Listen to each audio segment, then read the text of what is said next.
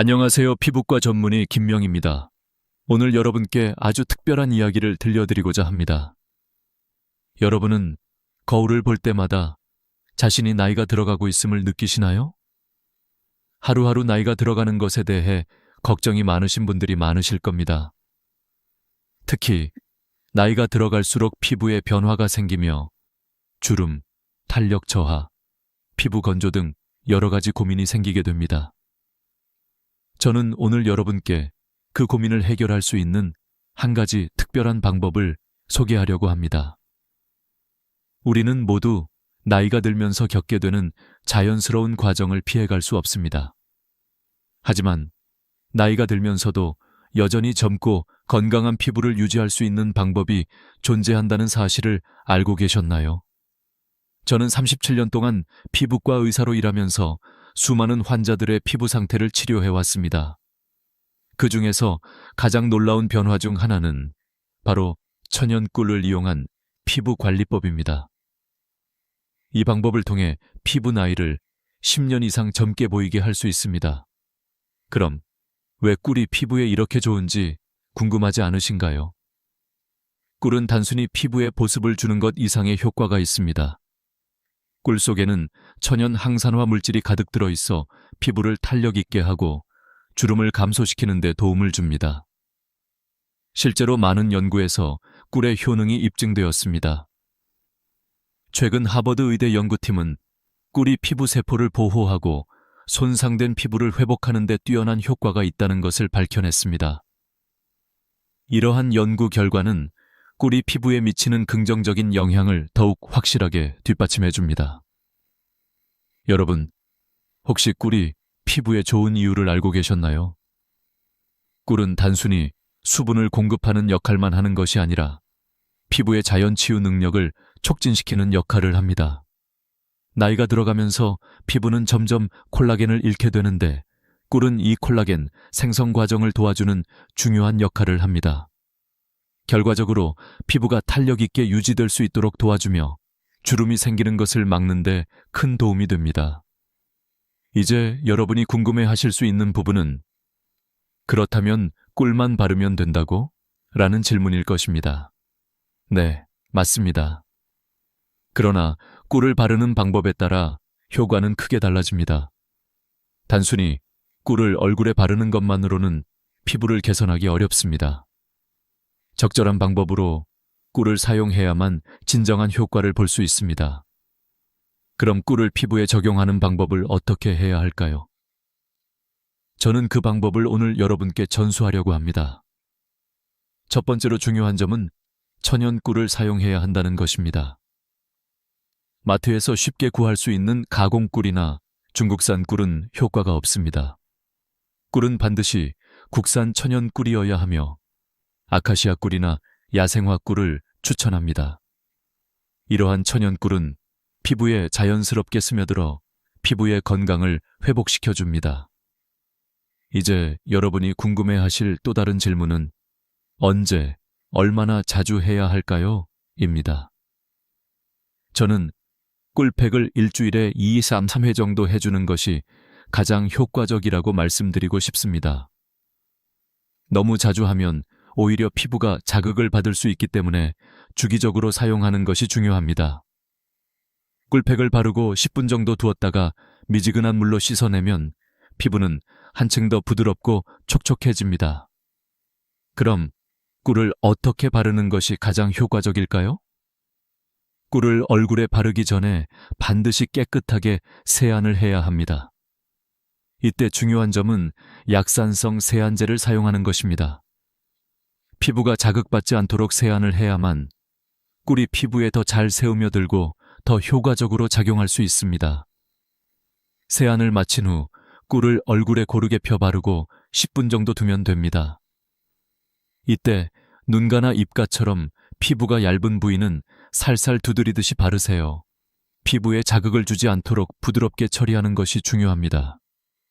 제가 추천하는 또 하나의 중요한 팁은 따뜻한 수건 찜질을 하여 꿀이 피부에 깊이 침투하도록 도와주는 것입니다. 찜질을 통해 피부 온도를 올려주면 모공이 열리고 꿀 성분이 피부 속으로 더 잘 스며듭니다. 이 방법은 고급 스팀 관리와 유사한 효과를 주며 집에서도 손쉽게 할 수 있습니다.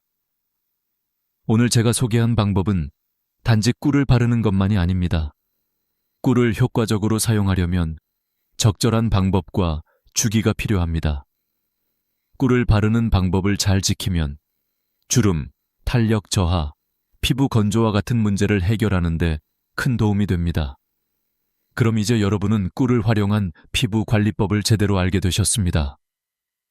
이 방법을 꾸준히 실천하시면 여러분도 나이가 들면서도 젊고 건강한 피부를 유지할 수 있을 것입니다. 이제 꿀을 사용한 피부 관리법에 대해 좀 더 구체적으로 말씀드리겠습니다. 이 방법은 단순하지만 그 효과는 매우 강력합니다. 제가 37년 동안 피부과 의사로 일하면서 만났던 수많은 환자들이 이 방법을 통해 놀라운 변화를 경험했음을 여러분께 전하고자 합니다. 특히 이 방법을 처음 접한 환자들 중 몇몇은 처음에 그 효과를 믿지 못하고 반신반의했지만 시간이 지나면서 그들의 피부가 어떻게 달라졌는지 직접 보고 느끼게 되었습니다. 하나의 예로 68세의 이명수 어머님을 들 수 있습니다. 3년 전 이명수 어머님은 깊은 주름과 극심한 피부 건조로 매우 고생하고 계셨습니다. 그때 저는 꿀 관리법을 처음 추천해 드렸습니다. 처음에는 이게 무슨 효과가 있겠냐며 반신반의하셨습니다. 하지만 꾸준히 실천하시면서 피부 상태는 점차적으로 개선되었습니다. 몇 달 후 다시 병원에 오셨을 때 얼굴은 몰라보게 탄탄하고 윤기 나는 상태로 변해 있었죠. 그 변화를 보고 이명수 어머님은 눈물을 흘리며 이렇게 말씀하셨습니다. 예전엔 거울 볼 때마다 눈물이 났는데 이제는 그저 웃을 수 있습니다. 이 이야기는 단지 한 명의 사례에 불과합니다. 수많은 환자들이 꿀을 이용한 관리법을 통해 비슷한 변화를 겪었습니다. 예를 들어 65세의 김순자 어머님도 처음에는 이 방법을 반신반의했지만 3개월 뒤에 병원에 오셨을 때 그 피부 상태는 매우 달라졌습니다. 그 변화를 보고 주변 사람들이 너무 젊어 보이신다고 칭찬을 했다고 합니다. 저는 이제 손주들에게도 자랑할 수 있을 만큼 자신감을 가지게 되었습니다. 라고 하시며 기뻐하셨습니다. 이처럼 꿀을 사용한 피부 관리법은 나이와 관계없이 누구나 적용할 수 있으며 그 효과는 시간이 지남에 따라 더욱 뚜렷하게 나타납니다. 실제로 꿀이 가진 천연 성분들이 피부를 회복시키는데 매우 유효하게 작용하기 때문에 꾸준히 실천하는 것이 중요합니다. 그렇다면 꿀이 어떻게 이렇게 효과적인지에 대해 조금 더 깊이 알아보겠습니다. 꿀은 피부를 진정시키고 보습을 해주는 기본적인 역할 외에도 피부의 항산화 작용을 도와주는 중요한 성분들을 함유하고 있습니다. 꿀 속의 폴리페놀, 비타민 C, 아미노산 등은 피부를 보호하고 외부 환경으로부터 발생하는 스트레스로부터 피부를 지켜주는 중요한 역할을 합니다. 이는 특히 미세먼지나 자외선으로부터 피부를 보호하는 데 매우 효과적입니다. 또한 꿀은 피부 면역력을 높여주는 성분이 많기 때문에 피부가 예민해지거나 자극을 받을 때 이 방법이 더욱 효과적입니다. 특히 나이가 들수록 피부가 약해지기 때문에 꿀이 가진 자연 치유력은 더 큰 효과를 발휘하게 됩니다. 이 점은 다른 많은 피부 관리 방법과 비교했을 때 큰 장점입니다. 꿀은 피부에 자극이 적고 자연 그대로의 성분을 사용하므로 부작용이 적다는 점에서 매우 유용합니다. 이제 꿀 관리법이 어떻게 실생활에서 적용될 수 있는지에 대해 예를 들어 설명해 드리겠습니다. 예를 들어 하루의 일과가 끝난 후 여러분은 10분만 시간을 내어 꿀팩을 할 수 있습니다. TV를 보거나 책을 읽는 동안 또는 잠시 쉬는 시간에 간단하게 얼굴에 꿀을 바르고 10분 정도 기다리기만 하면 됩니다. 이 간단한 과정만으로도 피부는 더 부드럽고 윤기나며 시간이 지날수록 더욱 젊어 보이는 효과를 느낄 수 있을 것입니다. 그럼 이 방법을 꾸준히 실천한 결과 여러분은 몇 달 후에 거울 속에서 놀라운 변화를 확인하실 수 있을 것입니다. 3개월 후 여러분은 이 방법을 시작한 지 몇 달 만에 피부가 이렇게 변할 수 있다니 믿을 수 없다고 생각하실 것입니다. 또한 꿀을 사용한 피부관리법은 매우 저렴하고 쉽게 구할 수 있기 때문에 경제적으로도 부담이 되지 않으며 실천하기에도 매우 간편합니다. 이렇게 간단한 방법을 통해 나이가 들어도 젊고 건강한 피부를 유지할 수 있다는 사실은 정말 놀라운 일입니다. 여러분도 이 방법을 통해 나이 들면서도 자신감을 가지고 더 나아가 주변 사람들에게도 자신감을 줄 수 있는 기회를 얻게 될 것입니다. 이제 꿀이 피부에 이렇게 효과적인 이유를 조금 더 자세히 설명해 보겠습니다. 꿀은 단순히 피부를 촉촉하게 해주는 보습제 이상의 효과를 지니고 있습니다. 실제로 꿀 속에는 피부를 탄력 있게 하고 주름을 감소시키는 데 중요한 역할을 하는 여러 천연 성분들이 포함되어 있습니다. 이 성분들은 피부가 자극을 받지 않도록 돕고 자연적으로 피부를 치유하고 회복시키는 기능을 합니다. 먼저 항산화 성분에 대해 이야기해 보겠습니다. 꿀은 자연적으로 매우 풍부한 항산화 성분인 폴리페놀을 함유하고 있습니다. 폴리페놀은 외부 환경에서 발생하는 자유 라디칼을 중화시켜주며 이를 통해 피부의 노화 과정을 늦추는 데 도움을 줍니다. 또한 꿀 속에 들어있는 비타민 C는 피부 세포의 회복을 촉진하고 콜라겐 생성을 촉진하여 피부를 더욱 탄력 있게 만들어줍니다. 이 두 가지 성분은 나이가 들어가면서 피부가 자연스럽게 겪게 되는 주름과 탄력 저하를 예방하는 데 중요한 역할을 합니다. 그 외에도 꿀 속에 있는 아미노산은 피부 세포의 재생을 돕고 피부의 보호막을 강화하는 역할을 합니다. 이 성분들은 피부를 깊숙하게 수분 공급하면서도 피부의 면역 체계를 강화시켜주기 때문에 외부 자극으로부터 피부를 안전하게 지켜주는 중요한 역할을 합니다.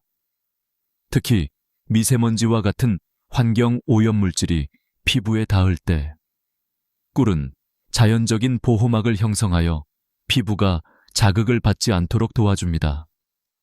하지만 꿀만큼이나 중요한 또 다른 성분은 바로 올리브 오일과 무가당 요거트입니다. 이 두 가지 성분은 꿀과 함께 사용될 때 시너지 효과를 일으킵니다. 올리브 오일은 피부에 깊은 보습을 주며 피부에 유해한 자유 라디칼을 차단하는 데 매우 유효한 비타민 E를 풍부하게 포함하고 있습니다. 이 성분은 꿀과 결합하여 피부에 깊은 영양을 공급하고 피부 장벽을 강화하는 데 도움을 줍니다. 무가당 요거트는 프로바이오틱스 성분이 풍부하여 피부의 미생물 균형을 맞추고 피부 장벽을 더욱 건강하게 만들어줍니다. 이렇게 세 가지 천연 성분인 꿀, 올리브 오일, 그리고 무가당 요거트는 피부를 건강하고 젊게 유지하는 데 매우 중요한 역할을 합니다. 꿀의 자연 치유력과 올리브 오일, 요거트의 보습 및 피부 회복 능력이 결합되면 피부는 빠르게 회복되고 자연스럽게 주름과 탄력 저하를 예방할 수 있습니다. 또한 꿀을 사용한 피부 관리법은 매우 자연적이고 안전한 방법으로 화학 성분이 포함된 고급 화장품보다 훨씬 더 부드럽고 자극이 적은 장점이 있습니다. 이제 꿀과 올리브 오일, 요거트가 결합된 꿀팩의 실제 효과에 대해 몇 가지 예시를 들어 설명해 보겠습니다. 제가 치료한 환자들 중 많은 분들이 이 방법을 통해 피부가 회복되는 놀라운 변화를 경험했습니다. 특히 65세의 김순자 어머님은 피부가 매우 건조하고 주름이 깊어졌다고 하셨습니다. 처음 이 방법을 시도하셨을 때 이렇게 간단한 방법이 정말 효과가 있을까라고 반신반의하셨습니다. 하지만 몇 주 후 다시 병원에 오셨을 때 그 피부 상태는 전혀 달라져 있었습니다. 내 피부가 이렇게 달라질 수 있다니 정말 믿을 수가 없어요. 이제는 피부가 촉촉하고 윤기가 나서 외출할 때마다 자신감이 생겼어요. 라고 말씀하셨습니다. 이와 같이 꿀을 활용한 피부 관리법은 나이와 관계없이 누구나 쉽게 적용할 수 있으며 그 효과도 시간이 지날수록 더 확실히 나타납니다. 또한 이 방법은 비용이 거의 들지 않으면서도 매우 효과적이기 때문에 경제적인 부담을 줄이면서도 뛰어난 피부 관리를 할 수 있는 장점이 있습니다. 또한 이 방법은 피부가 민감하거나 알레르기가 있을 수 있는 분들에게도 안전하게 적용할 수 있습니다. 꿀은 천연 성분이기 때문에 피부에 자극을 줄 가능성이 적고 매우 부드럽게 작용합니다. 그렇기 때문에 다양한 피부 유형을 가진 사람들에게 추천할 수 있는 방법입니다. 이제 꿀이 피부에 미치는 효과뿐만 아니라 건강에 미치는 다양한 이점에 대해서도 자세히 알아보겠습니다. 꿀은 그 자체로 매우 강력한 자연 치유제입니다. 피부에 발랐을 때 뛰어난 효과를 보일 뿐만 아니라 꿀을 섭취하는 것도 건강을 증진시키는 데 매우 유효합니다. 꿀의 한겸증 및 항산화 특성은 단순히 피부뿐만 아니라 전신의 건강을 향상시키는 데도 큰 도움이 됩니다. 첫 번째로, 꿀은 한겸증 성질이 뛰어나기 때문에 피부의 염증을 감소시키는 데 매우 효과적입니다. 피부가 자극을 받거나 민감해졌을 때 꿀을 사용하면 피부가 진정되고 붉어짐이나 가려움증이 완화됩니다. 특히 피부 트러블이 자주 발생하는 분들에게 매우 유효한 방법입니다. 꿀을 얼굴에 바르면 염증이 줄어들고 피부가 점차 안정됩니다. 이는 피부 면역 체계를 강화시켜 외부 자극으로부터 피부를 보호하는 데 큰 도움을 줍니다. 또한 꿀 속에 들어있는 항산화 물질은 피부뿐만 아니라 체내의 세포 건강을 지키는 데 중요한 역할을 합니다. 꿀의 폴리페놀 성분은 자유 라디칼을 중화시켜 주어 세포가 손상되는 것을 방지하고 피부 세포의 노화를 지연시키는 데 도움을 줍니다.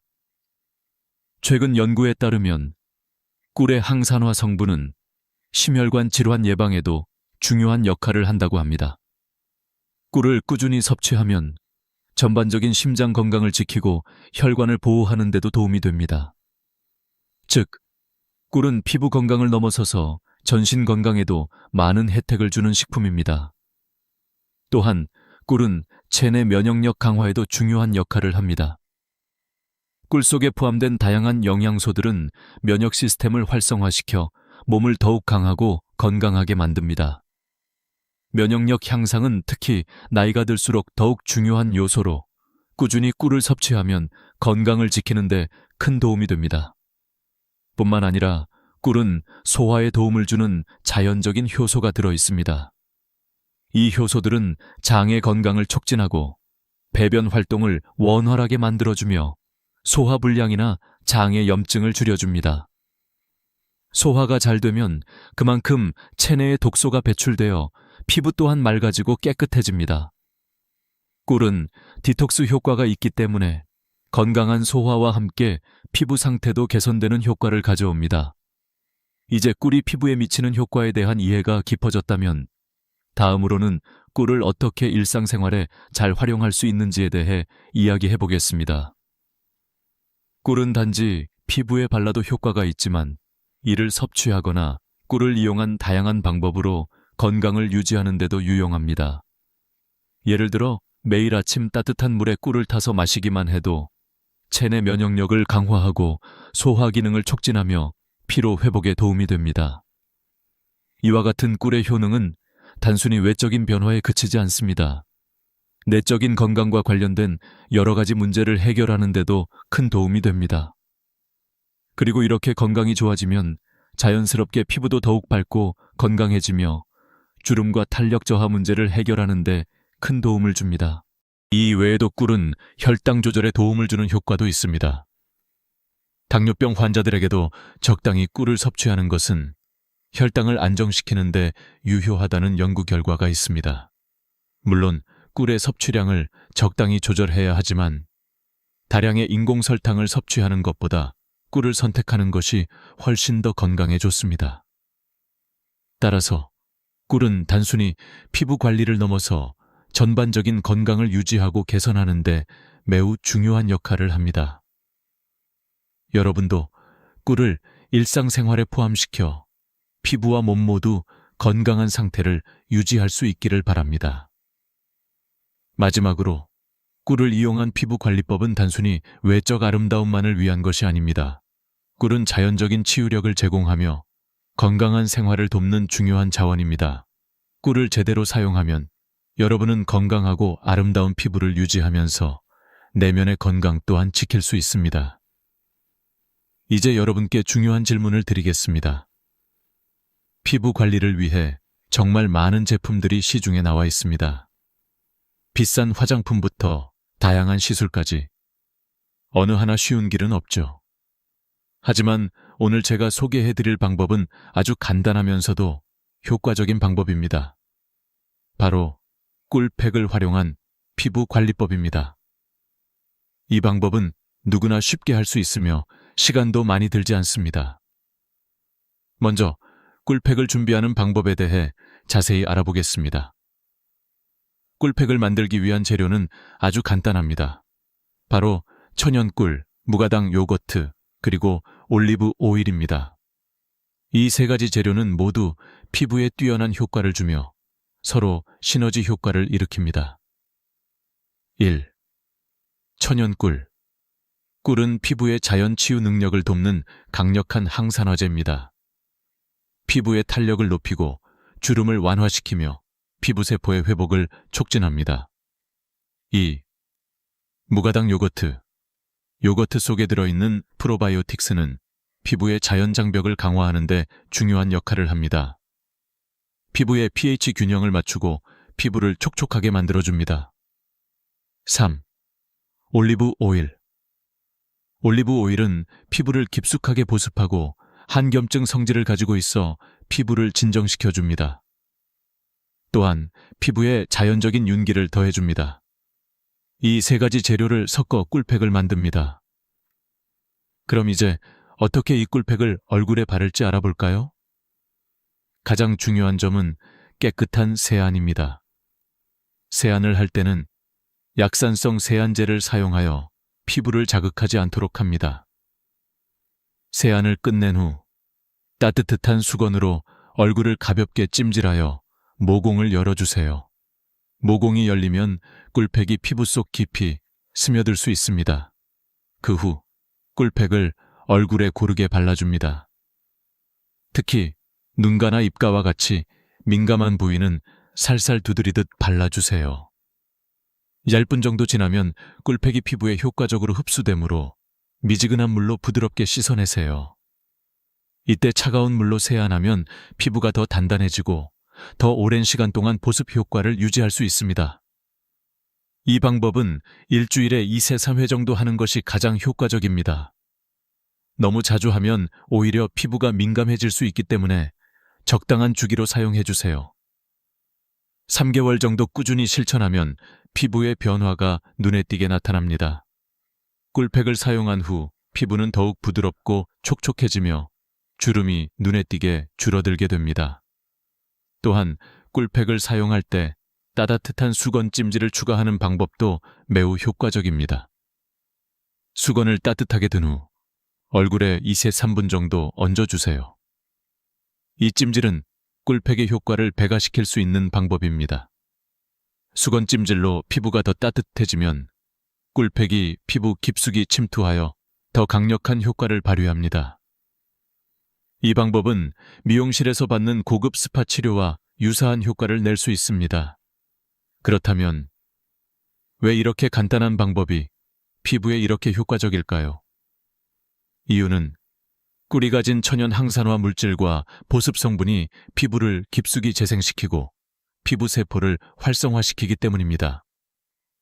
또한 올리브 오일과 무가당 요거트는 피부의 보호막을 강화하고 외부 자극으로부터 피부를 보호하는 데 중요한 역할을 합니다. 이 세 가지 재료는 모두 자연에서 온 성분들이기 때문에 피부에 자극이 적고 누구나 쉽게 사용할 수 있습니다. 이제 꿀을 활용한 피부 관리법이 얼마나 간단하고 효과적인지 아시겠죠? 비싼 화장품을 사지 않고도 집에서 손쉽게 피부를 관리할 수 있다는 점이 큰 장점입니다. 꿀을 활용한 이 방법은 경제적이고 간편하며 피부에 자극을 줄 위험이 적습니다. 모든 연령대의 사람들에게 적합한 방법이므로 여러분도 쉽게 따라할 수 있습니다. 이 방법은 특히 나이가 든 분들에게 큰 효과가 있습니다. 나이가 들면서 피부의 탄력과 윤기가 떨어지고 주름이 생기기 마련입니다. 하지만 꿀팩을 꾸준히 사용하면 피부가 더욱 탄력 있고 윤기 나는 상태로 돌아갈 수 있습니다. 그리고 더 중요한 것은 이 방법이 자연적이고 안전하다는 점입니다. 화학 성분이 들어간 고급 화장품을 사용하지 않아도 꿀과 자연적인 재료만으로 충분히 피부를 관리할 수 있습니다. 결론적으로 꿀팩은 그저 피부에 좋은 효과를 주는 것뿐만 아니라 자연적인 피부 관리를 가능하게 하는 훌륭한 방법입니다.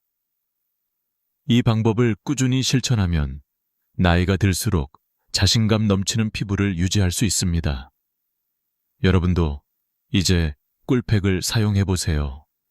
그 효과를 직접 경험하시게 될 것입니다. 이제 마지막으로 중요한 결론을 말씀드리겠습니다. 꿀을 사용한 피부 관리법이 정말 놀라운 효과를 발휘하는 이유는 그 자연적인 성분들이 피부를 근본적으로 회복시키기 때문입니다. 하지만 중요한 점은 이 방법이 단지 피부를 아름답게 만들어주는 것을 넘어 우리의 건강과 생활 습관까지 바꿔놓을 수 있다는 사실입니다. 이 꿀팩 방법을 처음 시작할 때 많은 분들이 정말 이게 효과가 있을까? 라고 반신반의하며 시작합니다. 그러나 시간이 지나면서 점차 그 효과를 경험하게 되고 피부는 물론 신체 전반적인 건강도 개선된다는 것을 느끼게 됩니다. 예를 들어 저희 병원의 환자들 중에서는 꾸준히 꿀팩을 사용한 후 피부가 좋아지면서 더 자신감을 가지게 되었고 심지어 정신적 안정까지 느낄 수 있었다는 이야기를 많이 들었습니다. 이러한 변화를 경험하면서 중요한 한 가지를 깨달았습니다. 그건 바로 꾸준함입니다. 피부 관리에서 가장 중요한 것은 하루아침에 결과를 기대하지 않는 것입니다. 3개월 후 아니면 6개월 후에야 그 변화가 보이기 시작할 것입니다. 그래서 꾸준히 실천하는 것이 중요합니다. 한번 꿀팩을 사용했다고 해서 모든 문제를 해결할 수는 없습니다.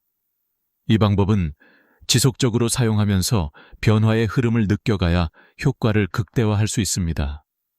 이제 마지막으로 여러분에게 강조하고 싶은 메시지는 자신에게 투자하는 것입니다. 우리는 늘 바쁜 일상 속에서 자신을 돌보는 시간을 소홀히 하게 됩니다. 하지만 피부와 건강은 우리 자신에게 가장 중요한 자산입니다. 나이가 들수록 더 많은 시간과 에너지를 자신에게 투자해야 합니다. 꿀팩과 같은 자연적인 방법을 통해 여러분도 젊고 건강한 피부를 유지할 수 있습니다. 또한 저는 여러분이 이 방법을 시도하면서 자신감을 되찾고 더 나은 삶을 살아가길 바랍니다. 꾸준히 실천하면 이 방법은 단순한 피부 관리법을 넘어서서 자기 관리와 건강을 위한 중요한 습관이 될 것입니다. 이제 여러분도 이 간단하고 효과적인 방법을 통해 더 나은 피부와 더 나은 삶을 만들어 가세요. 이 영상이 여러분에게 도움이 되었기를 바랍니다. 꿀팩을 사용하면서 피부의 변화뿐만 아니라 자신감을 얻고 건강을 챙기며 더 행복한 삶을 살아가길 바랍니다. 여러분의 피부도 건강도 변화할 준비가 되어 있습니다. 여러분이 바로 그 변화를 시작할 사람입니다. 이제 여러분이 할 일은 2가지입니다. 첫 번째는 꿀팩을 시작하는 것이고 두 번째는 이 영상을 보고 여러분의 피부 변화 이야기를 댓글로 공유하는 것입니다. 여러분의 경험을 나누는 것만으로도 다른 분들에게 큰 영감을 줄 수 있습니다.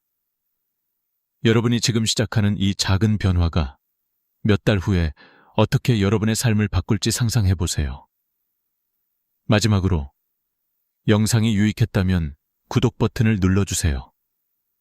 더 많은 피부 관리 팁과 건강한 라이프 스타일을 위한 정보를 계속해서 받아보실 수 있습니다. 여러분의 건강하고 아름다운 피부를 위해 앞으로도 다양한 팁을 계속해서 나눠드릴 예정이니 알림 설정도 잊지 마세요. 여러분, 오늘도 자신에게 투자하는 하루가 되길 바랍니다. 지금 바로 꿀팩을 시작해보세요. 다음 영상에서 만나요. 감사합니다. 내일이 마지막이라면 여러분은 지금 무엇을 하고 계실까요? 지금 이 순간 제 말을 듣고 계신다는 건 아직 숨이 붙어 있고 눈을 뜨고 있으며 누군가와 연결되어 있다는 뜻입니다. 그런데도 우리는 당연하다는 듯이 오늘을 흘려보내곤 합니다. 그래서 저는 오늘 아주 무겁지만 피할 수 없는 주제를 꺼내려고 합니다. 바로 죽음, 그리고 그 죽음을 알기에 지금을 더 깊이 살아야 한다는 이야기입니다. 제가 평생 들어온 수많은 조언 중 단연 최고라 할 수 있는 말이 있습니다. 사람은 반드시 죽는다, 혼자서 죽는다, 그리고 아무것도 가져갈 수 없다. 이 세 가지 사실은 부정할 수도 피할 수도 없습니다. 하지만 많은 사람들이 여전히 죽음을 먼 일처럼 여기며 살아갑니다. 마치 언젠가 시간이 충분히 있을 것처럼 아직은 내 차례가 아니라고 믿는 듯이 말이죠. 하지만 시계를 거꾸로 돌려 내일이 마지막 날이라고 상상해 보세요. 여러분은 오늘을 다르게 살지 않으시겠습니까? 제가 한 장례식장에서 본 장면을 잠시 떠올려 보겠습니다. 화장로 앞에 들어선 관, 그리고 기다림. 불과 40분이면 한 사람의 생애가 고운 가루로 바뀌어 유족에게 건네집니다. 그 순간 느낀 건 단 하나였습니다. 인생은 이렇게 더덥고 동시에 이렇게 가볍구나. 누구도 피할 수 없는 마지막 길 앞에서 그토록 애써 움켜쥐었던 것들이 먼지처럼 흩날려 사라지는 것이지요. 그때 깨달았습니다. 무겁게 살아도 결국 마지막은 가벼움으로 돌아간다는 사실을요. 그래서 중요한 건 지금 이 순간 무겁게 움켜쥐고 사는 것이 아니라 가볍게 내려놓으며 사는 법을 배우는 것이라는 걸요. 죽음 앞에 선 사람들의 태도는 다양합니다. 끝까지 치료에 매달리는 사람도 있고 처음부터 담담히 받아들이는 사람도 있습니다. 하지만 공통점은 단 하나, 누구도 그 순간을 피해갈 수는 없다는 사실입니다. 그리고 그 순간은 언제 닥쳐올지 아무도 알 수 없습니다. 바로 오늘일 수도 있고 10년 뒤일 수도 있습니다. 그래서 지혜로운 사람은 죽음을 피하려 하지 않고 늘 준비하며 하루하루를 살아갑니다. 언젠가 반드시 떠나야 한다면 남은 시간은 더욱 귀해지는 법이지요. 그렇다면 준비한다는 건 무엇일까요? 저는 이렇게 정리합니다. 첫째, 빚을 남기지 않는 것. 돈의 빚만이 아니라 마음의 빚까지도요. 미안한 사람에게는 미안하다 말하고 고마운 사람에게는 고맙다 말하는 겁니다. 둘째, 집착을 줄이는 것. 입던 옷은 깨끗이 정리하고 쓸데없는 물건은 버리고 남아있는 건 필요한 사람에게 나누어 주는 것. 셋째, 하루하루의 작은 순간을 놓치지 않는 것. 걸을 수 있는 다리, 맛을 느낄 수 있는 혀, 대화할 수 있는 친구. 이 모든 건 살아있는 동안만 누릴 수 있는 특권입니다. 이제 저는 여러분께 질문을 던지고 싶습니다. 오늘 하루를 어떻게 보내셨나요? 그냥 지나갔나요? 아니면 한 번쯤은 감사한 마음으로 눈을 감아 보셨나요? 죽음은 무서운 그림자가 아닙니다. 오히려 지금 이 순간을 더 값지게 만들어주는 강력한 스승입니다. 내일이 마지막이라면 여러분은 오늘 누구에게 전화를 걸고 싶으신가요? 내일이 마지막이라면 지금 손에 쥔 걱정들을 그대로 붙들고 계시겠습니까? 아니면 과감히 내려놓고 조금 더 가볍게 웃어보시겠습니까? 사람들은 흔히 인생의 목적을 행복이라 말합니다. 하지만 행복을 쫓는 순간 불행이 그림자처럼 따라옵니다. 손등과 손바닥처럼 둘은 떨어질 수 없기 때문이지요. 그래서 진짜 행복은 행복해지고자 하는 욕망조차 내려놓을 때 찾아옵니다. 이 역설을 이해하는 순간 우리는 불행 앞에서도 흔들리지 않을 수 있습니다. 삶을 완전히 통제하려 하지 않고 파도가 치면 타고 바람이 불면 맞으며 그 속에서 배를 모는 지혜를 배우는 것입니다. 이것이 바로 제가 말씀드리고 싶은 첫 번째 비밀, 인생을 가볍게 사는 길입니다. 이제부터 여러분은 매일 아침 눈을 뜰 때 이렇게 속삭여 보시길 바랍니다. 오늘이 내 마지막이라면 나는 어떤 하루를 살고 싶은가? 이 질문 하나가 여러분의 하루를 바꾸고 결국 인생 전체를 바꿔놓을 것입니다. 해탈이라는 말 아마 들어보신 분들도 계실 겁니다.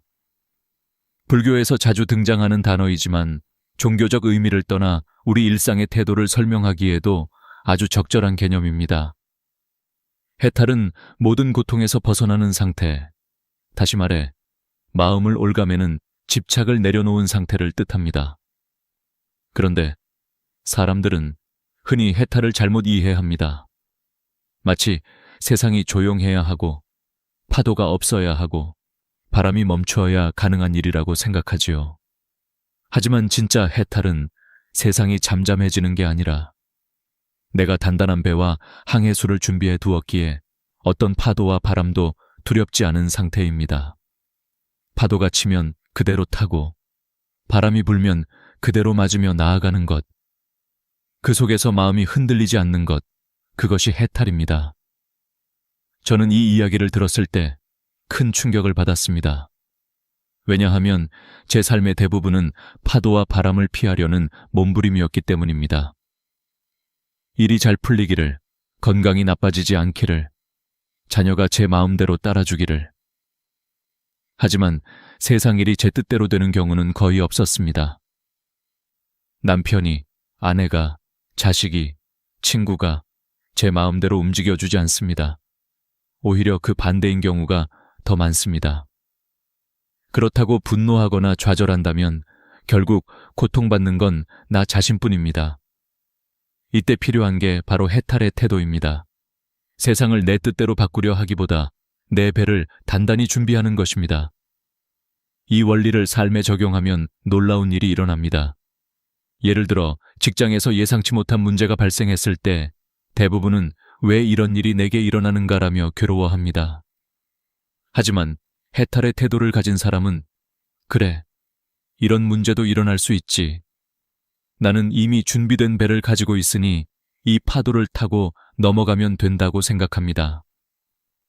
실제로 심리학 연구에서도 스트레스 상황에서 통제할 수 없는 요소를 억지로 붙잡으려는 사람은 불안과 우울에 더 취약하다고 합니다. 반면 내가 할 수 있는 부분만 책임지고 나머지는 흘려보내는 태도를 가진 사람은 훨씬 더 회복력이 강합니다. 행복에 대한 집착 역시 마찬가지입니다. 행복을 추구하면 할수록 불행이 그림자처럼 따라옵니다. 행복과 불행은 서로 떨어질 수 없는 쌍둥이이기 때문입니다. 경제학에서도 쾌락의 쳇바퀴, 헤도닉 트레드밀라는 용어가 있습니다. 돈이 늘어나면 잠시 행복하지만 금세 익숙해지고 더 큰 만족을 원하게 된다는 뜻입니다. 결국 끊임없이 불행이 따라붙을 수밖에 없습니다. 그러니 진짜 행복은 행복조차 내려놓는 데서 시작됩니다. 나는 반드시 행복해야 해 라는 압박을 버리고 지금 이 순간을 있는 그대로 받아들이는 것. 이 단순한 전환이 우리 삶을 훨씬 가볍게 만듭니다. 한 가지 실제 예를 들어 보겠습니다. 서울대 의대 연구팀이 65세 이상 노인 1200명을 대상으로 조사한 결과 삶을 있는 그대로 받아들이는 태도를 가진 그룹은 그렇지 않은 그룹보다 우울증 발병률이 40%나 낮았습니다. 게다가 평균 혈압, 심박 수치도 더 안정적이었죠. 해탈이라는 철학적 개념이 단지 이상적인 말이 아니라 실제로 건강과 직결된다는 뜻입니다. 우리가 마음을 놓을 때 몸도 더 건강해지는 것입니다.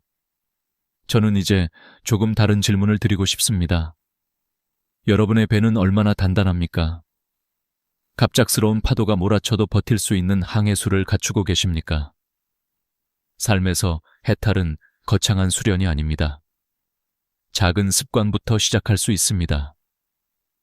오늘 하루 불만을 삼키고 웃으며 넘어가는 것, 내 뜻대로 안 되는 상황에서 억지로 바꾸려 하지 않는 것, 행복해야 한다는 압박 대신 지금의 평범함을 즐기는 것. 이것이 곧 해탈의 작은 실천입니다. 죽음은 언젠가 반드시 찾아오지만 살아있는 지금은 여전히 선택할 수 있는 순간들의 연속입니다. 해탈의 태도를 가진 사람은 삶과 죽음을 모두 가볍게 바라봅니다. 삶의 고통조차 바람과 파도로 받아들이고 그 위에서 자신만의 항해술로 나아갑니다. 그리고 죽음 앞에서도 이제는 내려놓을 시간이라며 담담히 웃을 수 있습니다. 여러분도 오늘부터 단단한 배를 준비해 보시길 바랍니다. 파도와 바람은 늘 올 것이지만 그것에 휘둘리지 않는 항해술이야말로 인생 최고의 지혜입니다. 저는 언젠가 한 화장장을 다녀온 경험을 잊지 못합니다. 관이정이 화로 안으로 들어가고 불이 켜지면 40분 만에 한 사람의 생애가 가루가 되어버립니다. 그리고 유족들은 작은 항아리에 그 가루를 담아 조용히 돌아갑니다. 그 순간 저는 인간의 삶이 얼마나 가볍고 또 허망한지를 온몸으로 느꼈습니다. 살아있을 때는 그렇게도 무겁게 짊어지고 살던 걱정, 욕망, 미련이 마지막에는 손바닥 위에 한 줌 가루로만 남는다는 사실 말입니다. 그런데 놀라운 건 그 현장에서 느낀 건 단순한 허무만이 아니었습니다. 오히려 거꾸로 죽음이 이렇게 가볍기에 우리가 살아있는 동안 지고 있는 짐을 조금 더 덜어낼 수 있다는 희망이었습니다. 인생의 무게를 버틸 수 있는 건 바로 이 죽음의 가벼움 덕분일지도 모른다는 생각이 들었지요. 여기서 저는 한 가지 중요한 질문을 던지고 싶습니다. 그렇다면 우리는 어떻게 살아야 후회 없이 가볍게 떠날 수 있을까요? 답은 의외로 단순합니다. 생전 정리를 하는 겁니다. 일본에서는 이를 엔딩 노트라고도 부릅니다. 아직 살아있을 때 자신이 가진 것들을 정리하고 빚을 갚고 정리되지 않은 관계를 마무리하는 습관이지요. 실제로 일본 후생노동성의 보고에 따르면 엔딩 노트를 작성한 노인의 70%가 죽음에 대한 불안이 줄었다고 응답했습니다. 단순히 종이에 몇 줄 쓰는 것만으로도 삶이 훨씬 가벼워지는 것입니다.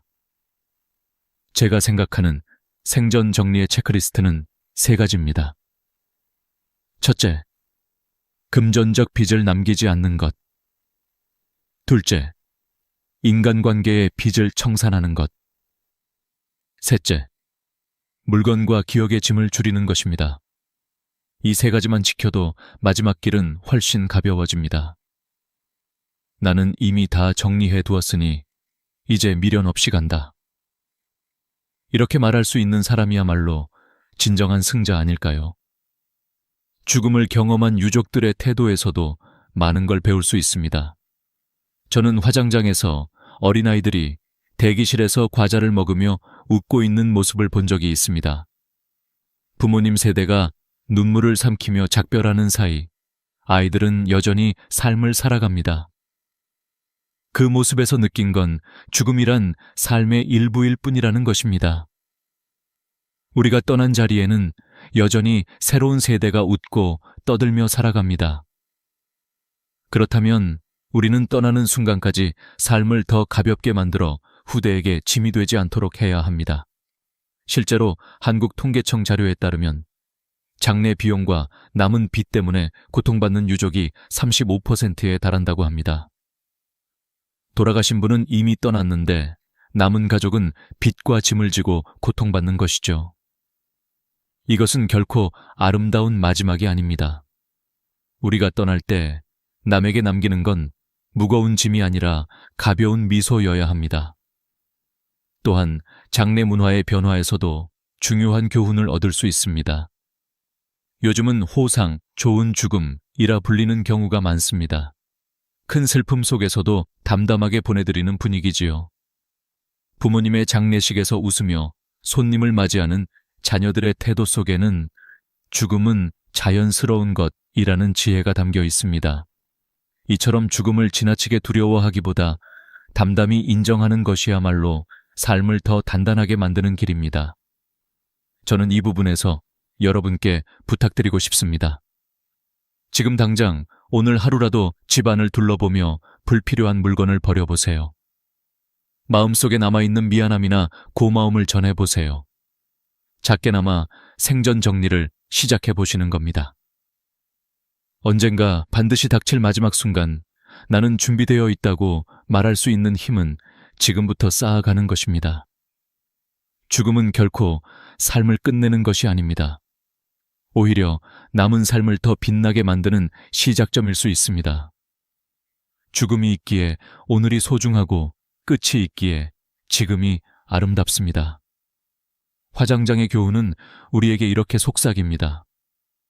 짐을 덜고 마음을 정리하라. 그러면 마지막은 가벼울 것이다. 우리는 흔히 늙음을 두려워합니다. 몸이 약해지고 주름이 늘고 세상의 중심에서 멀어지는 듯한 느낌이 들기 때문입니다. 하지만 저는 한 가지 분명히 말씀드리고 싶습니다. 늙음은 낡음과 같지 않습니다. 늙음 속에는 새로운 가능성이 있고 오히려 더 깊고 원숙한 삶의 빛깔이 숨어 있습니다.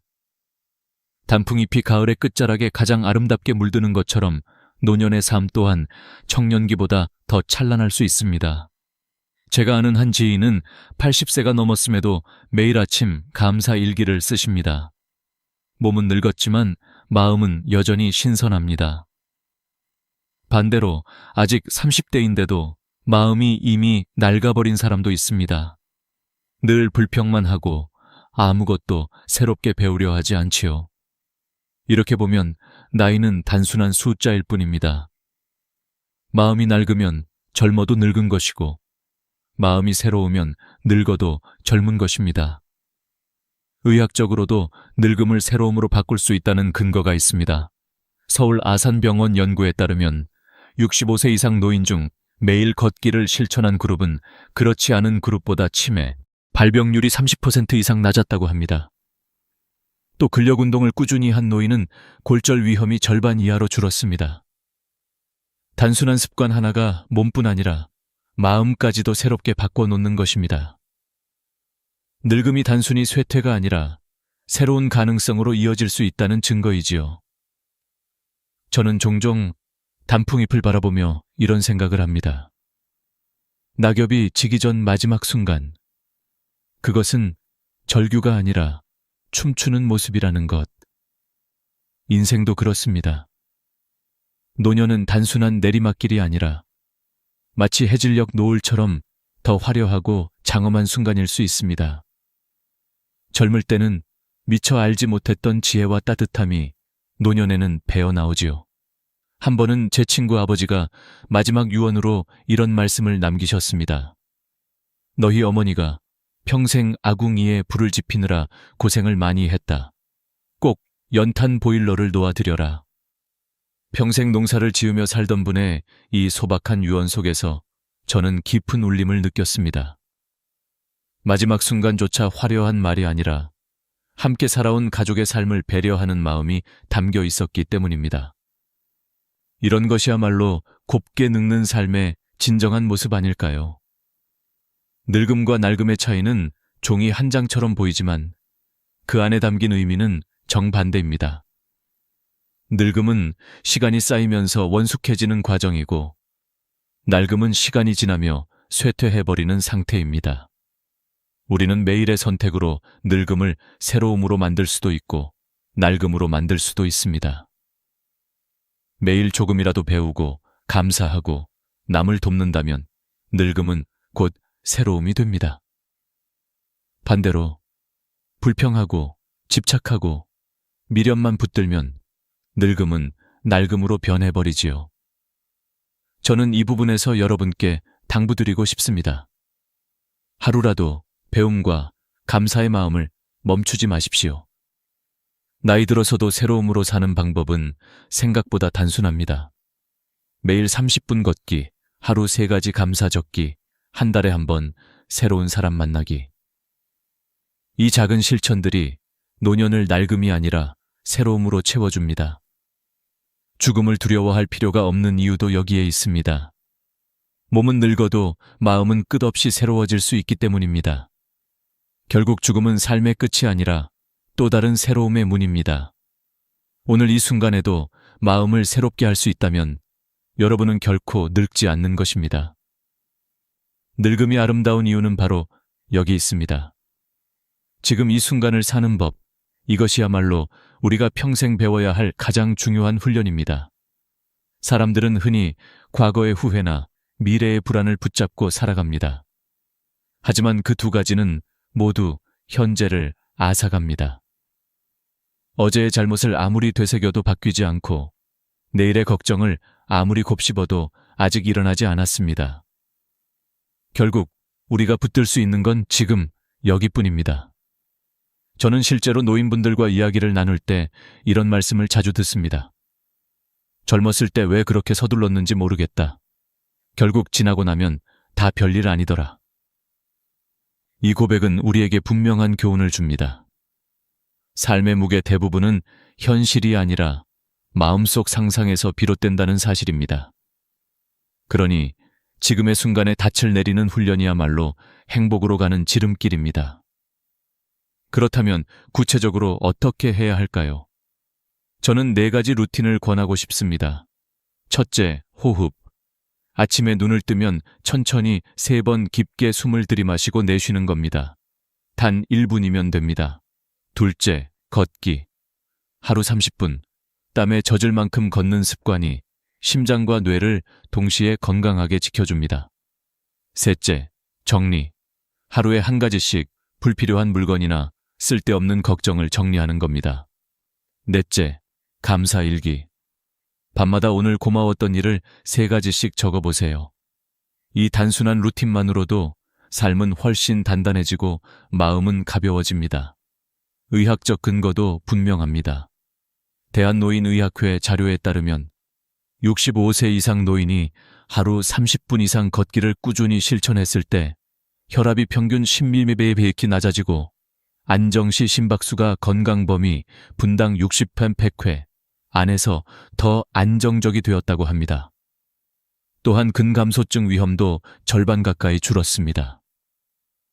단순히 걷는 것만으로도 삶의 질이 크게 달라진다는 사실입니다.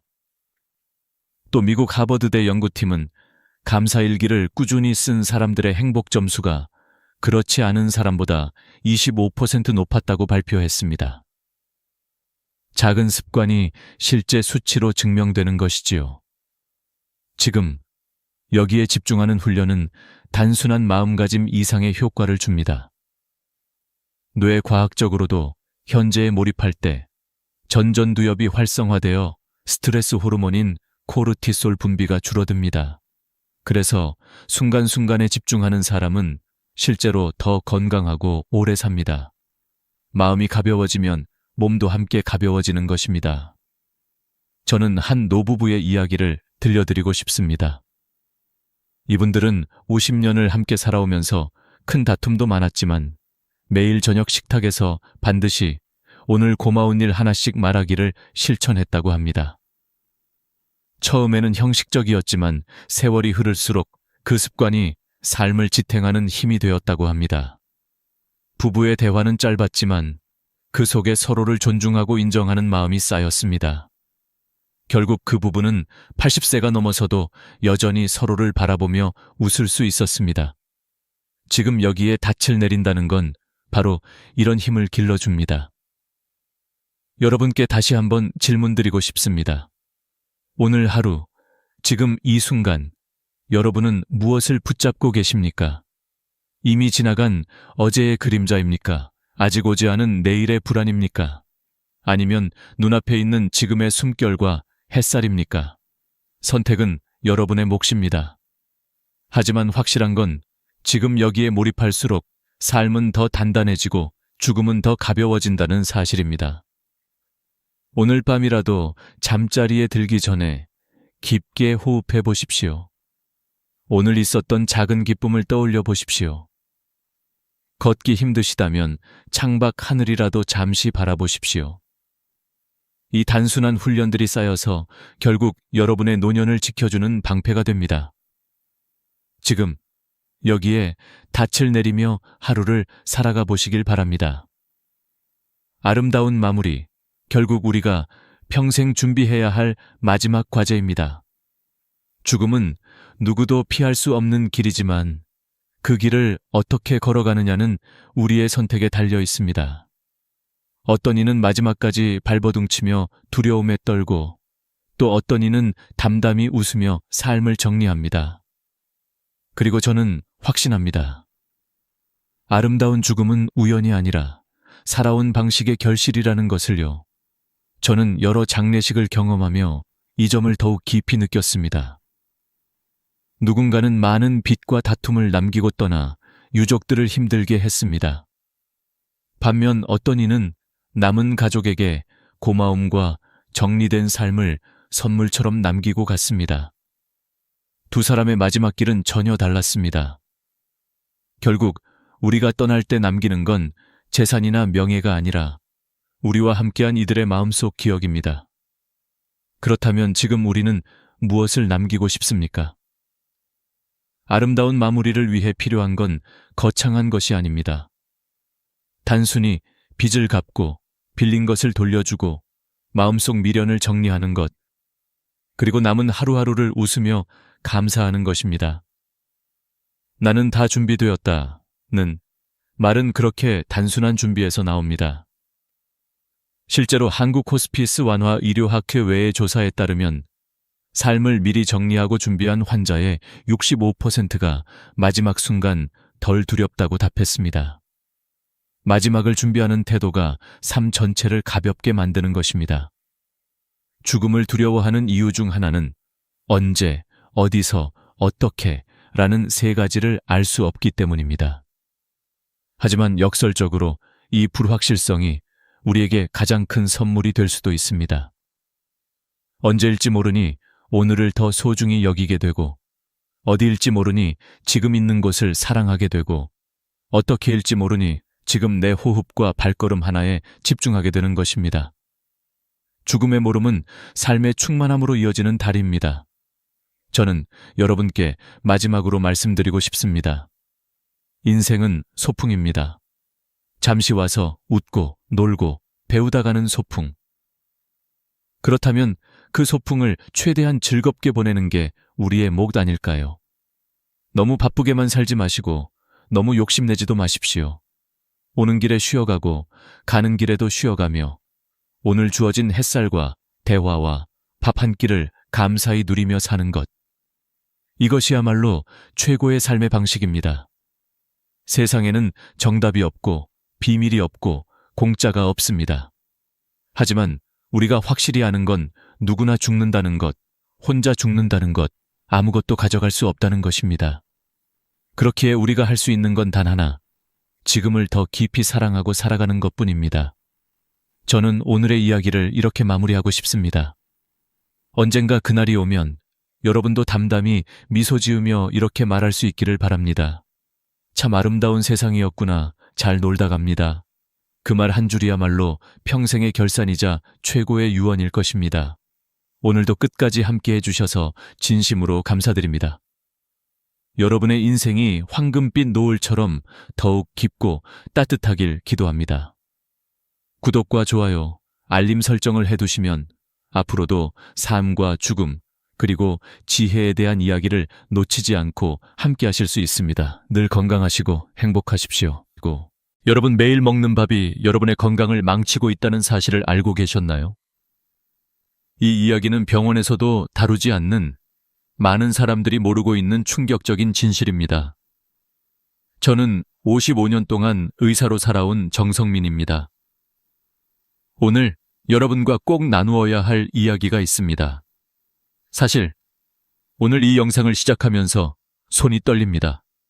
왜냐하면 제가 오늘 공개할 진실은 너무나도 충격적이고 많은 사람들이 알고 싶어 하지 않는 사실이기 때문입니다. 한국인이라면 거의 모든 사람이 아침에 전자레인지로 든 밥을 먹습니다. 그런데 이 밥이 여러분의 건강을 해칠 수 있다는 사실을 알고 있나요? 하루 종일 아무리 잠을 자도 몸이 무겁고 아침에 일어나면 피곤하고 쉽게 머리가 아프며 몸이 뻣뻣하게 느껴진다면 그 원인은 바로 당신이 먹는 밥에 있을지도 모릅니다. 오늘 영상에서는 여러분에게 이 사실을 공개하려고 합니다. 이 영상이 끝날 때까지 시청하지 않으면 여러분은 평생 후회할 수도 있습니다. 왜냐하면 지금 이 순간이 여러분의 건강을 되찾을 마지막 기회일지도 모르기 때문입니다.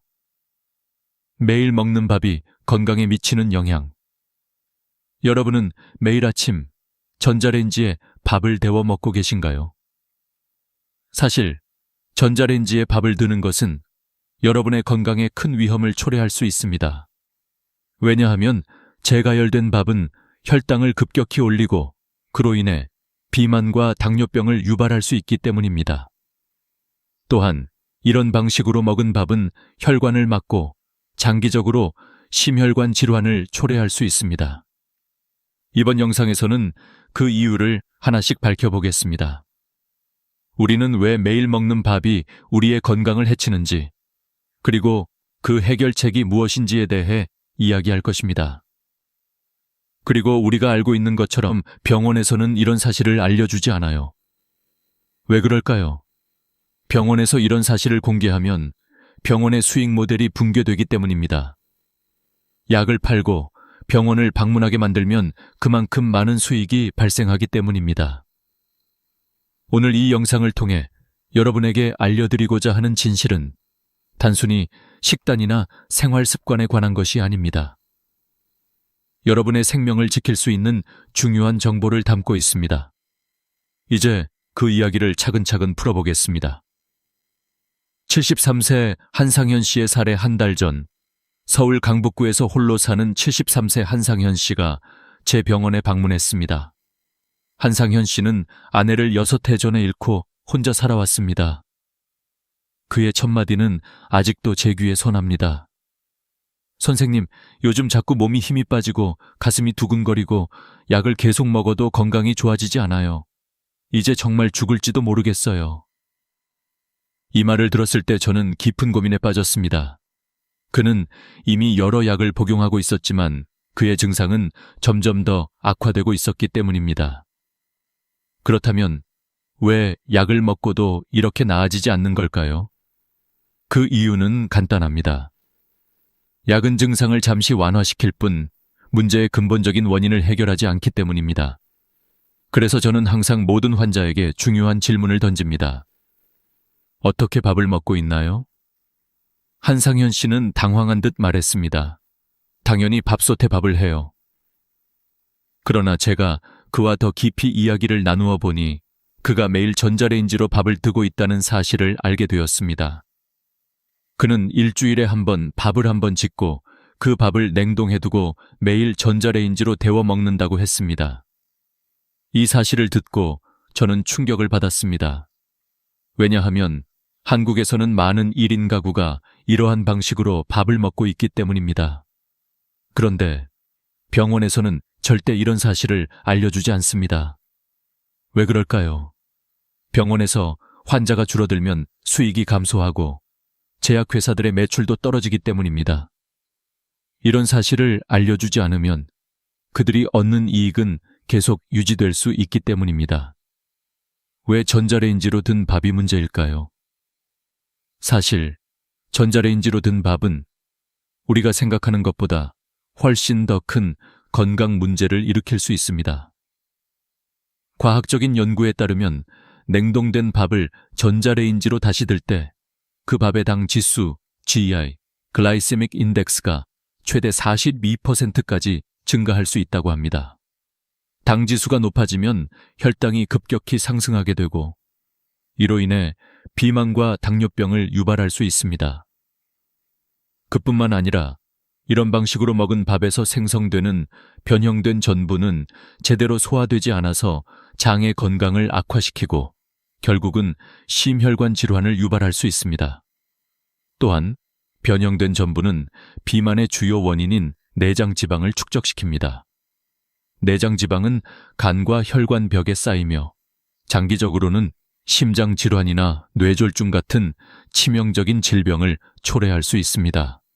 이 모든 정보를 여러분에게 전하는 이유는 단순히 밥을 어떻게 먹을지에 관한 문제가 아닙니다.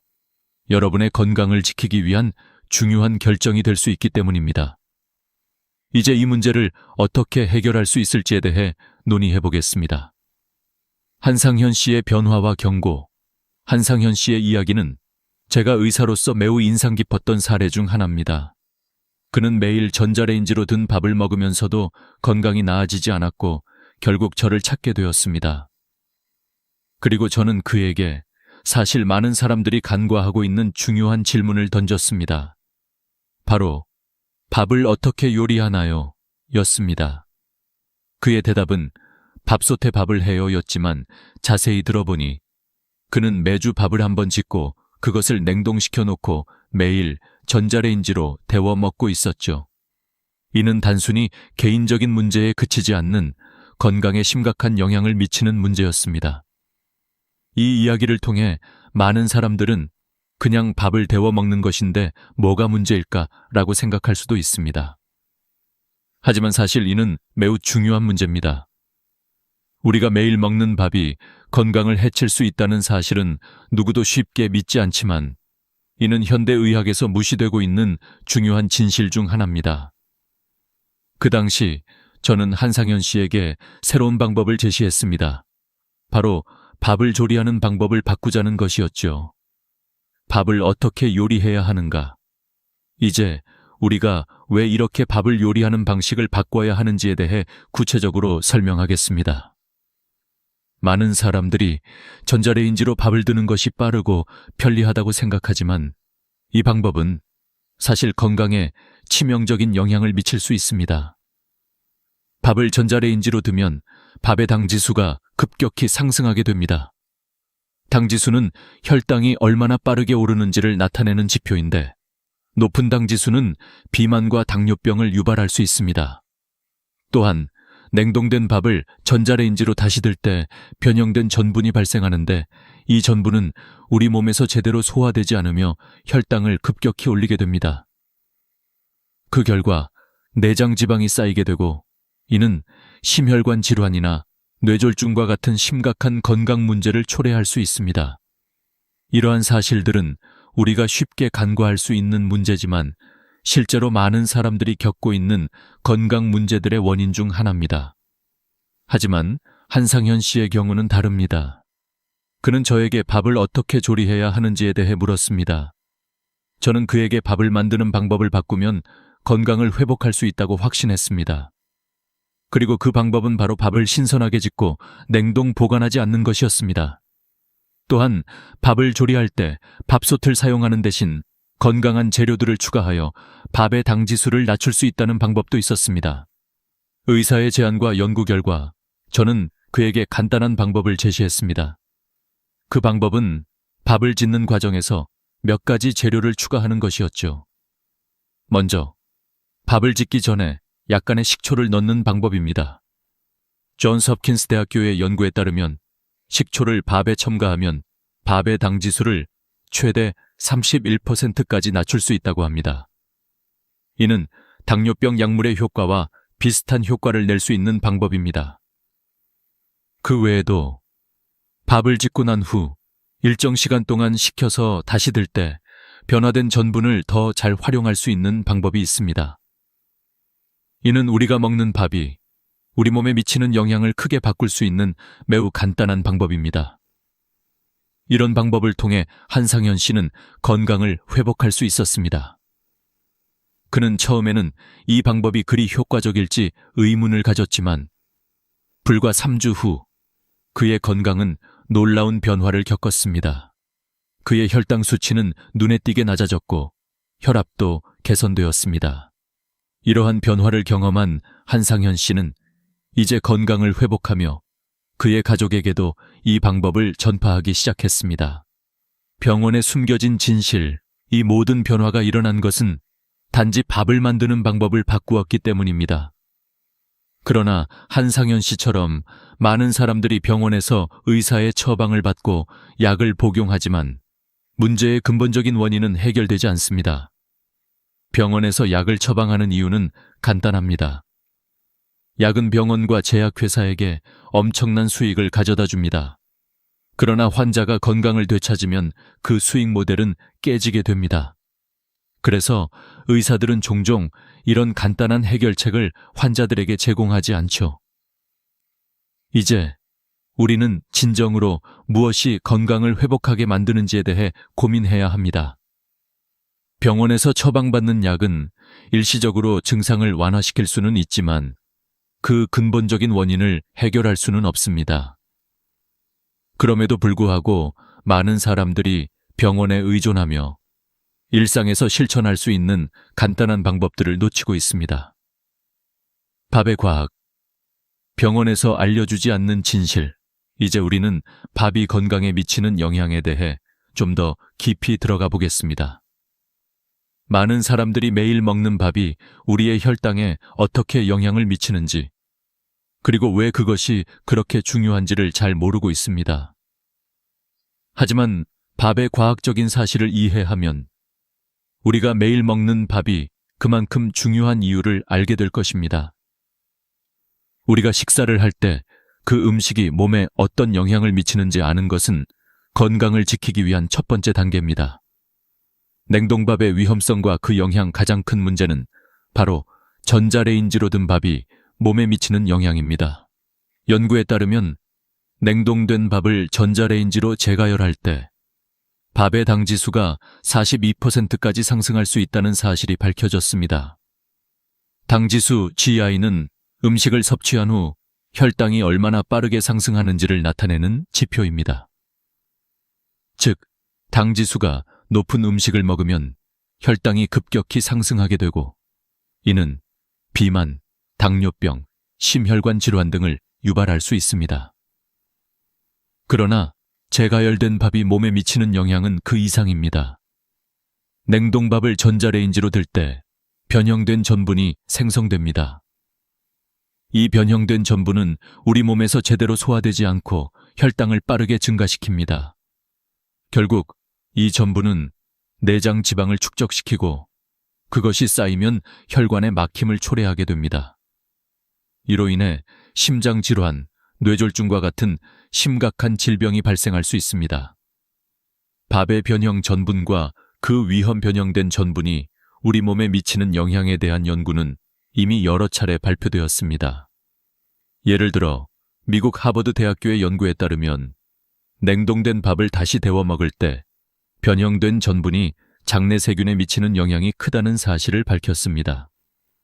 장내 세균이 비정상적으로 증가하면서 혈당 조절에 문제가 생기고 이는 결과적으로 체내 염증 수치를 높이게 됩니다. 이러한 문제는 특히 고령자에게 심각한 영향을 미칩니다. 나이가 들면서 체내 기능이 저하되고 혈관이 약해지기 때문에 이미 혈당과 콜레스테롤 수치가 높고 혈압도 높은 사람들에게는 더 큰 위험을 초래할 수 있습니다. 이런 사실을 알고 있다면 우리는 정말로 식사를 어떻게 해야 하는지 다시 한번 생각해 봐야 합니다. 밥을 제대로 먹는 것이 왜 중요한가? 그렇다면 밥을 제대로 먹는 것이 왜 중요한 걸까요?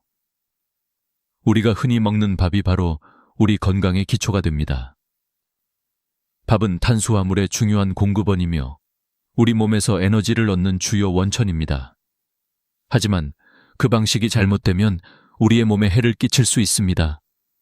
밥을 어떻게 조리하느냐가 중요합니다. 밥을 올바르게 조리하면 당지수를 낮출 수 있고 우리의 건강에 도움이 될 수 있습니다.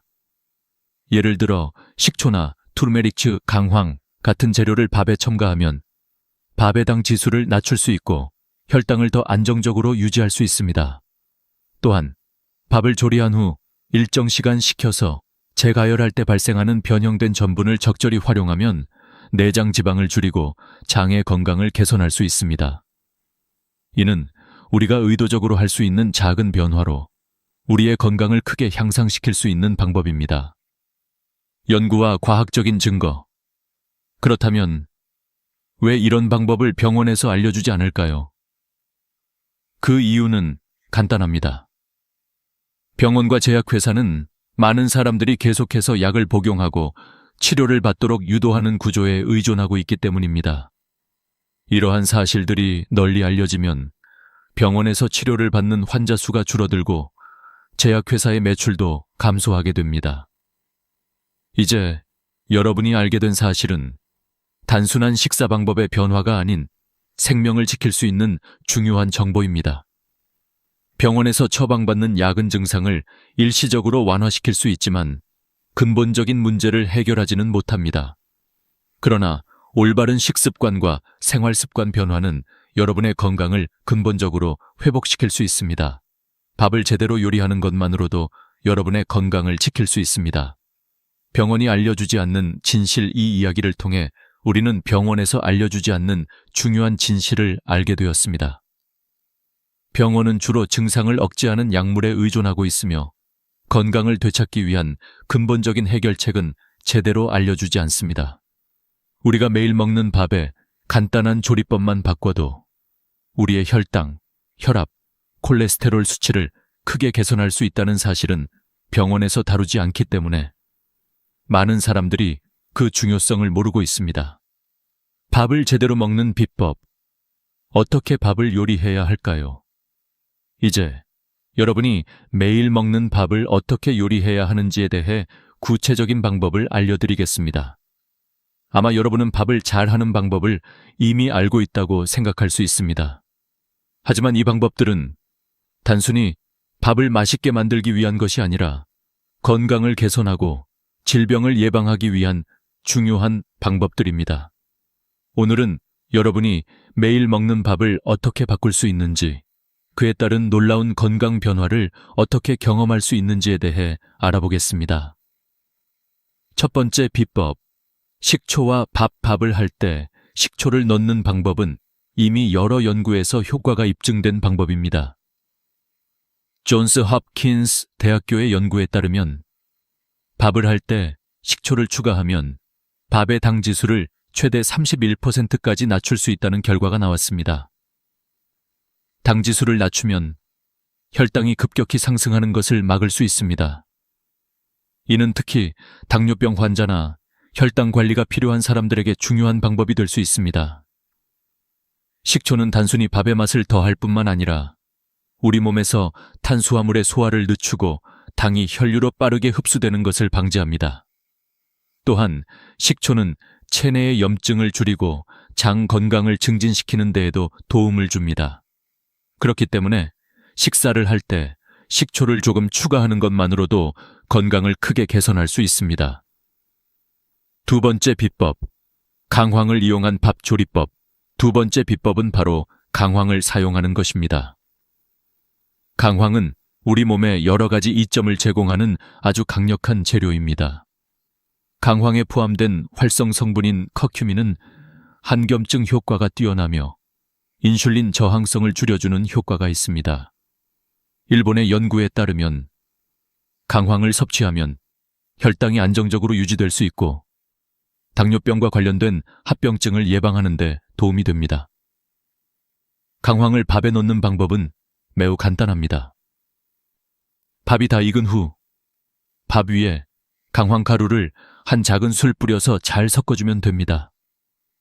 강황은 그 자체로 강한 맛을 가지지만 밥과 섞으면 부드럽고 향긋한 맛을 내며 동시에 우리 몸에 매우 유익한 효과를 가져옵니다. 이 방법은 특히 고혈당, 고혈압, 그리고 심혈관 질환을 예방하고 관리하는 데 매우 효과적입니다.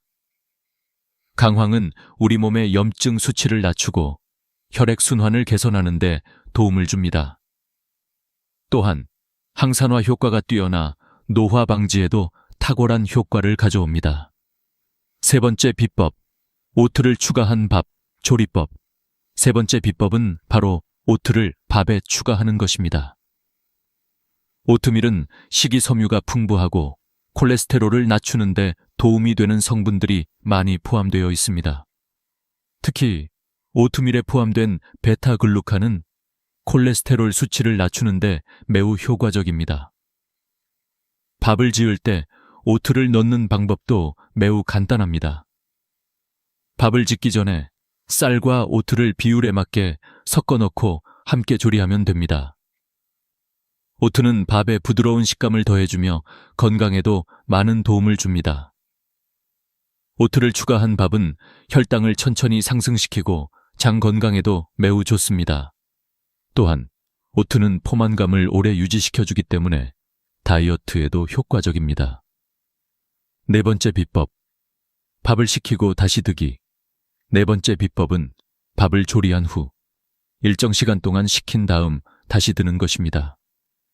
이 과정은 저항성 전분을 생성하는 데 중요한 역할을 합니다. 저항성 전분은 일반 전분과 다르게 소화되지 않고 대장에서 유익한 장내 세균들의 먹이가 됩니다. 이렇게 되면 장 건강이 개선되고 염증 수치가 낮아지며 면역력도 향상됩니다. 영국 옥스퍼드 대학교의 연구에 따르면 밥을 식힌 후 다시 들 때 장내 유익한 세균들이 증가하고 염증 수치가 25%까지 감소하는 효과가 나타났습니다. 이렇게 간단한 방법으로 장 건강을 개선하고 몸의 염증을 줄일 수 있다는 사실은 매우 놀라운 일이 아닐 수 없습니다. 이 방법은 우리가 매일 먹는 밥을 통해 간단하게 건강을 증진할 수 있다는 것을 보여줍니다. 이제 여러분의 밥을 바꾸는 방법, 이 네 가지 방법은 단지 밥을 더욱 맛있게 만드는 방법이 아닙니다. 이는 여러분의 건강을 개선하고 질병을 예방할 수 있는 중요한 방법들입니다. 식초, 강황, 오트, 그리고 저항성 전분을 통해 여러분은 건강을 회복할 수 있고 약물에 의존하지 않고도 더 건강한 삶을 살 수 있습니다. 여러분이 매일 먹는 밥을 어떻게 요리하느냐에 따라 여러분의 건강은 크게 달라질 수 있습니다. 간단한 변화가 여러분의 삶을 바꿀 수 있다는 사실을 믿고 오늘부터 이 방법들을 실천해 보세요. 그럼 여러분은 매일의 밥을 통해 놀라운 변화를 경험할 수 있을 것입니다. 기적의 변화, 밥을 바꾸고 건강을 회복한 사례들. 이제 우리가 배운 밥을 만드는 비법을 실제로 적용한 사람들의 이야기를 들려드리겠습니다. 단지 이론적인 얘기가 아니라 실제로 이 방법을 통해 건강을 회복한 사람들의 사례입니다. 한상현 씨처럼 많은 고령의 사람들이 건강을 되찾았고 그들의 삶은 변했습니다. 그들의 이야기를 통해 우리가 배운 식습관 변화의 진정성과 효과를 더 잘 이해할 수 있을 것입니다. 한상현 씨의 기적적인 변화. 한상현 씨는 73세로 매일 전자레인지로 든 밥을 먹으며 건강이 악화되었습니다. 그는 당뇨, 고혈압, 고지혈증을 앓고 있었고 여러 약을 복용하고 있었음에도 불구하고 증상은 나아지지 않았습니다. 그의 혈당 수치는 148로 당뇨병의 기준을 넘어서 있었고 혈압도 155/98로 매우 높았습니다. 하지만 그가 밥을 짓는 방법을 바꾸고 우리가 소개한 4가지 비법을 실천한 후 불과 3주 만에 눈에 띄는 변화가 일어났습니다. 그의 혈당 수치는 148에서 121로 낮아졌고 혈압도 155/98에서 138/87로 개선되었습니다. 이 변화는 그가 평생 의사로서 보았던 환자들 중에서도 가장 빠르고 놀라운 변화 중 하나였습니다. 한상현 씨는 처음에는 이 방법이 효과가 있을지 의문을 가졌지만 실제로 그가 건강을 회복한 모습을 보면서 자신이 얼마나 잘못된 식습관을 가지고 있었는지를 깨달았습니다. 이제 그는 매일 신선한 밥을 먹고 건강을 유지하기 위해 꾸준히 실천하고 있습니다. 박미선 할머니의 사례. 박미선 할머니는 67세로 12년 동안 당뇨병 약을 복용하고 있었습니다. 그러나 그녀의 건강은 점점 악화되었고 당뇨병으로 인한 합병증인 당뇨망막병이 진행되어 시력에도 문제가 생겼습니다. 그녀는 당뇨병 약을 복용하면서도 건강이 나아지지 않았고 결국 의사에게 더 이상의 해결책이 없다는 말을 들었습니다. 그러나 박미선 할머니는 희망을 잃지 않았고 저에게 이 방법을 배우고 실천하기로 결심했습니다. 그녀는 밥을 짓는 방법을 바꾸었고 강황, 식초, 오트를 추가하여 건강을 개선하기 시작했습니다. 그 결과 5개월 만에 그녀의 HbA1c 수치는 9.1에서 6.8로 감소했고 당뇨망막병의 진행이 멈췄습니다. 그녀의 시력도 회복되었으며 당뇨병 약을 절반으로 줄일 수 있었습니다. 이 기적적인 변화는 단순히 약물만으로는 얻을 수 없었던 결과였습니다. 오랜 기간 고혈압 치료를 받은 김순희 할머니, 김순희 할머니는 74세로 15년 동안 고혈압 약을 복용하고 있었습니다. 그녀는 약을 복용해도 혈압이 안정되지 않았고 항상 피곤하고 기운이 없었습니다. 하지만 그녀가 이 밥 조리법을 실천하기 시작한 지 6개월 후 그녀의 혈압은 눈에 띄게 개선되었습니다. 혈압이 160, 100에서 132, 85로 낮아졌고 그녀는 이제 약을 절반으로 줄였습니다. 이 변화는 그동안 고혈압을 관리해온 모든 의사들에게도 놀라운 일이었습니다. 김순희 할머니는 매일 밥을 짓는 방법을 바꾸고 식초와 강황, 오트를 추가하여 혈압을 안정시킬 수 있었습니다. 그녀는 이제 기력이 넘치고 매일 아침 신선한 에너지를 느끼며 일어납니다. 이 변화는 단순히 약물을 복용하는 것이 아니라 생활 습관을 바꾸는 것이 얼마나 중요한지를 깨닫게 해줍니다. 성과를 이룬 사람들의 공통점. 이러한 사람들의 공통점은 무엇일까요? 그들은 모두 건강을 회복하기 위해 스스로 변화를 시작했습니다. 그들은 단순히 병원에서 처방받은 약을 복용하는 것을 넘어서 식습관을 개선하고 자신의 몸을 돌보는 방법을 배웠습니다. 이들은 모두 밥을 만드는 방법을 바꾸고 그것이 건강에 미치는 영향을 직접 경험한 사람들입니다. 우리가 매일 먹는 밥은 단순히 배를 채우는 음식을 넘어 우리의 건강을 지키는 중요한 요소입니다. 밥을 제대로 만드는 방법을 실천하면 우리는 건강을 회복할 수 있고 심지어 약물에 의존하지 않고도 많은 질병을 예방할 수 있습니다. 이 간단한 변화를 통해 여러분도 자신의 건강을 되찾을 수 있습니다. 건강을 회복한 사람들의 이야기. 이제 우리는 이 방법이 단순히 한 명의 사람에게만 적용되는 것이 아니라 수많은 사람들에게 적용될 수 있다는 사실을 확인했습니다. 한상현 씨, 박미선 할머니, 김순희 할머니는 모두 이 간단한 방법으로 건강을 회복했으며 그들의 삶은 이제 완전히 달라졌습니다. 이들은 단순히 의사의 처방만을 따르지 않고 스스로 건강을 지키기 위해 적극적으로 노력한 사람들입니다. 이러한 사례들은 우리가 잘못된 식습관을 고치고 생활 습관을 바꾸면 얼마든지 건강을 되찾을 수 있다는 강력한 메시지를 전달합니다.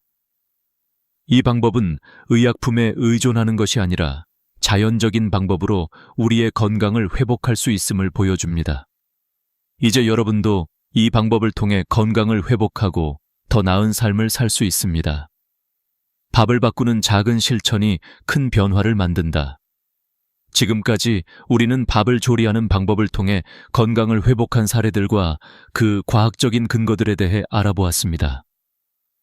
이제 마지막으로 여러분에게 중요한 교훈과 이 방법을 실제로 적용했을 때 얻을 수 있는 삶의 변화에 대해 말씀드리겠습니다. 이 작은 변화가 어떻게 여러분의 건강을 바꾸고 삶의 질을 높일 수 있는지, 그리고 왜 우리 모두가 이 실천을 시작해야 하는지에 대한 이야기를 나누고자 합니다. 가장 중요한 교훈, 건강은 작은 변화에서 시작된다. 많은 사람들은 건강을 지키는 데 있어 큰 변화가 필요하다고 생각합니다. 운동을 시작하거나 엄격한 다이어트를 해야 한다고 생각할 수 있습니다. 그러나 실제로 건강을 지키는 데 가장 중요한 것은 아주 작은 변화에서 시작된다는 것입니다. 바로 일상에서 반복하는 습관들을 바꾸는 것입니다. 그리고 그 첫 번째 단계는 우리가 매일 먹는 밥을 바꾸는 것에서 시작됩니다. 밥을 어떻게 요리하느냐에 따라 우리가 섭취하는 영양소가 달라지고 그로 인해 우리의 건강이 달라집니다. 오늘 소개한 4가지 방법 식초, 강황, 오트, 저항성 전분, 은 그리 복잡하지 않습니다. 이 방법들을 매일 실천하는 것만으로도 여러분은 건강에 놀라운 변화를 경험할 수 있습니다. 중요한 점은 꾸준히 실천하는 것입니다. 여러분도 할 수 있다. 건강을 회복한 사람들의 변화. 이 방법들을 적용한 사람들은 단지 의사의 조언을 듣고 따라한 것이 아닙니다. 그들은 자신의 삶에서 건강을 되찾기 위해 적극적으로 변화를 시도한 사람들이었습니다. 한상현 씨, 박미선 할머니, 김순희 할머니처럼 여러분도 이 방법을 실천하면 큰 변화를 경험할 수 있습니다. 이들이 경험한 변화는 단지 수치적인 개선만이 아닙니다. 그들의 삶의 질이 눈에 띄게 향상되었습니다. 이제 그들은 아침에 일어날 때 피로감을 느끼지 않고 더 이상 약물에 의존하지 않으며 더 많은 에너지를 가지고 하루를 시작합니다. 그들은 자신감을 얻었고 삶에 대한 긍정적인 태도를 가지게 되었습니다. 건강을 되찾은 그들의 얼굴에는 미소가 번졌습니다. 이렇게 간단한 방법으로 건강을 회복할 수 있다는 사실은 너무나도 놀라운 일입니다. 여러분도 이 방법들을 실천하여 자신의 삶을 변화시킬 수 있습니다. 이 방법들은 특별한 기술이 아니라 일상에서 실천할 수 있는 간단한 변화들입니다. 병원에 의존하지 않아도 되는 삶, 현대의학은 많은 사람들에게 약물과 치료를 제공해주지만 그 근본적인 해결책은 우리의 생활 습관과 식습관에서 비롯됩니다. 병원에서 제공하는 치료는 일시적인 증상 완화에 불과하며 근본적인 원인을 해결하지 못합니다. 하지만 우리가 매일 먹는 음식과 일상에서 실천하는 작은 변화들이 우리 건강에 큰 영향을 미친다는 사실을 알게 되면 우리는 더 이상 병원에 의존하지 않고도 건강을 회복할 수 있다는 자신감을 가질 수 있습니다. 여러분이 매일 먹는 밥을 바꾸는 것만으로도 혈당, 혈압, 콜레스테롤 수치를 조절할 수 있으며 심혈관 질환, 당뇨병, 비만 등을 예방할 수 있습니다. 이러한 변화는 약물로 얻을 수 없는 가장 자연스럽고 건강한 방법입니다. 이제 여러분도 이 간단한 방법들을 실천함으로써 건강을 되찾을 수 있습니다. 실천을 통한 건강한 삶의 시작. 여러분의 건강은 이제 여러분의 손에 달려 있습니다. 이 영상에서 알려드린 대로 밥을 제대로 요리하는 방법을 실천하고 자신의 건강을 지키는 작은 변화부터 시작해보세요. 매일 실천하면 여러분의 몸은 점차 변하기 시작할 것입니다.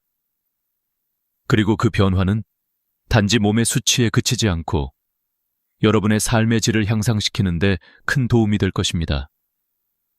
이제 여러분은 자신의 건강을 지킬 수 있는 방법을 알게 되었습니다. 밥을 어떻게 요리할지, 어떤 재료를 추가할지, 그리고 어떤 습관을 실천할지에 대한 답을 찾았으니 그 다음은 실천만이 남았습니다.